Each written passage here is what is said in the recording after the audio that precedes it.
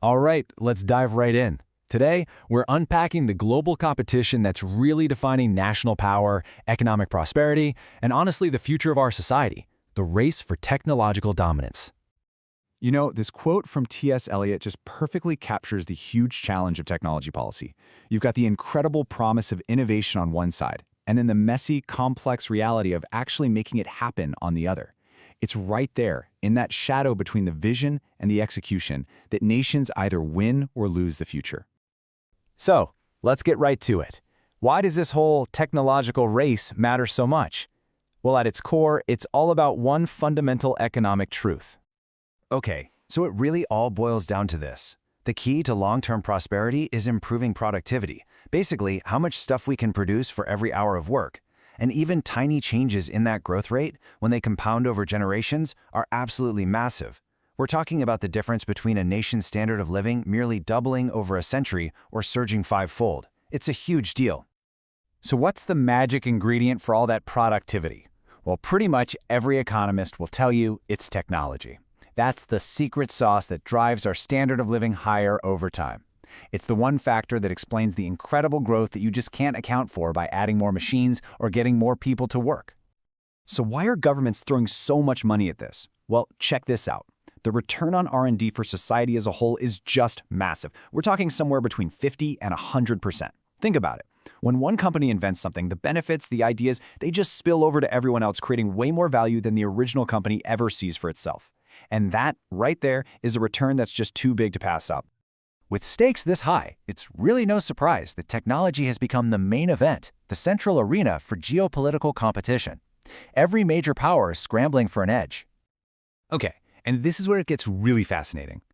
Because the big players in this game, they have completely different playbooks.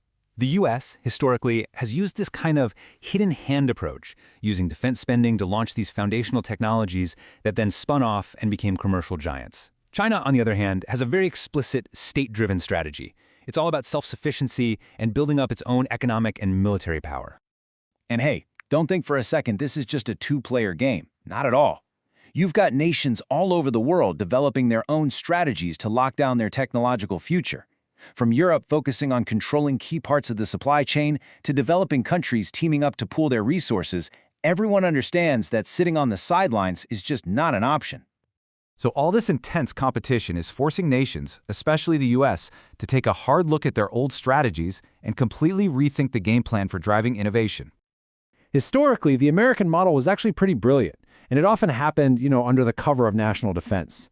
It was this powerful multi-step process. First, the government would fund the basic science. Then it would pay for the development. It would even act as the first guaranteed buyer to kickstart the market. And finally, it would help spread that tech far and wide. I mean, this is the formula that gave us everything from silicon chips to the internet itself. But here's the thing. That Cold War cover, it's gone. So that whole hidden sub-rosa approach is now being openly debated, pulling policy out of the shadows and right into the spotlight. The old playbook, which was easy to justify for defense, is now being re-examined in a world where economic competition is front and center. Now, this whole policy battle isn't just some abstract idea.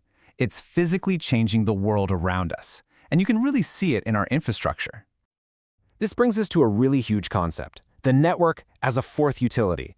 Just think about that. We're saying that this web of connected technology is now as fundamental to our society as electricity or water. It's this new foundational layer that's making all of our old infrastructure way, way smarter. And you can see this in action everywhere. I mean, we're talking about infrastructure that can literally talk back to us, reporting on its own health and performance. We've got bridges that monitor their own structural integrity, levees that can warn us of an impending failure, and power grids that manage electricity with surgical precision.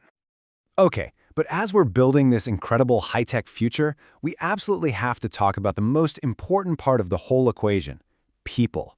Because what's the point of all this amazing technology if it doesn't serve everyone and serve them fairly? The first huge gap is access. And the digital divide isn't just about who's online and who's not. It's about the quality of that connection. I mean, just look at this. The difference in network speed can mean downloading a file in 8 minutes in a place like Taiwan or waiting 30 hours in Yemen. That isn't a gap, that's a chasm. But it goes even deeper than just access. There's a really profound question we have to ask ourselves, especially as we let AI make more and more decisions for us. How do we make sure it's actually fair? As we hand over judgment to these algorithms, are we sure we aren't just building our own biases into the code? And this isn't just some sci-fi scenario, it's a very real fear. You can see right here that experts are incredibly concerned about algorithmic transparency and bias. When an AI model is trained on biased data from our world, it can create what's called algorithmic discrimination, basically automating unfairness on a massive, massive scale. And that brings us to the final piece of the puzzle, the skills gap. You can have the best technology on the planet, but it's worthless if you don't have people who know how to build it, run it, and innovate with it. With only 16% of its graduates in STEM fields, the US is falling way behind competitors like Korea and Germany. That's a serious problem, a crisis really, that could hinder its entire economic future. So all of this leaves us with one final big thought to chew on. The race for technological supremacy isn't just about who has the flashiest gadgets. It's about strategic investment, smart infrastructure, and most importantly, a skilled and equitable society. So the question for all of us is this. As technology completely redefines what power and prosperity even mean, are we, is your nation, placing the right bets to secure a place in the world of tomorrow?